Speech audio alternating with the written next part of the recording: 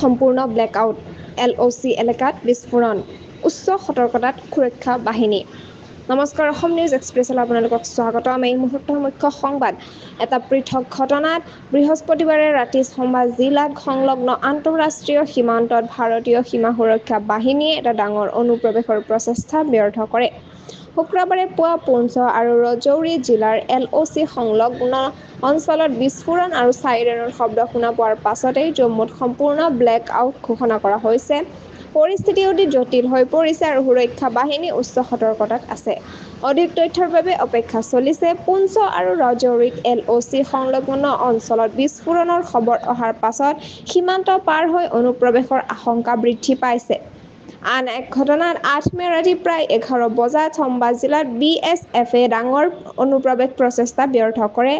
BSF জম্মুৰ এক চৰকাৰী টুইটত কোৱা হৈছে যে 8 মে 2025 তাৰিখে নিশা 3 বজাৰ পৰা চম্বাত এক ডাঙৰ অনুপ্ৰৱেশৰ প্ৰচেষ্টা বিফল কৰা হৈছে। ইপিনে ৰক্ষা সংস্থাসমূহে জনাইছে যে নৌখেৰা ছেক্টৰত ভাৰতীয় সেনাই দুটা পাকিস্তানী ড্ৰোন উৰুৱাই পেলাইছে। এলেকাখনত ভাৰত আৰু পাকিস্তানৰ সেনাৰ মাজত তীব্ৰ গুলীবৰ্ষণ চলিছে। উল্লেখযোগ্যভাৱে পাকিস্তানে জম্মু, পাঠানকোট আৰু উধমপুৰ সেনা ষ্টেচনক লক্ষ্য কৰি ড্ৰোন আৰু ক্ষেপণাস্ত্ৰৰে আক্ৰমণ কৰাৰ চেষ্টা কৰিছিল। এই তিনিওটা সেনা কেন্দ্ৰ আন্তঃৰাষ্ট্ৰীয় সীমান্তৰ ওচৰত অৱস্থিত।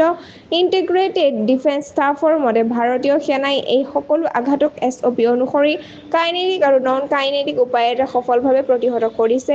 এই ঘটনাসমূহ অপাৰেচন সিন্দুৰ নামৰ এক সেনা অভিযানৰ পিছত সংঘটিত হৈছে।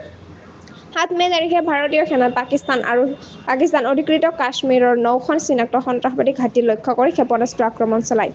এই অভিযান 22 এপ্ৰিলৰ পেহেলগামৰ সন্ত্ৰাসবাদী আক্ৰমণৰ প্ৰতিশোধ হিচাপে কৰা হৈছিল, য'ত 28 জন নিৰপৰাধ নাগৰিক নিহত হৈছিল। সংযুক্ত হৈ থাকক অসম নিউজ এক্সপ্ৰেছ চেনেলটোৰ লগত। চেনেলটো লাইক, কমেণ্ট, শ্বেয়াৰ কৰিবলৈ নাপাহৰিব। লগতে কাষতে থকা বেল আইকনটো দবাবলৈ নাপাহৰিব। ধন্যবাদ।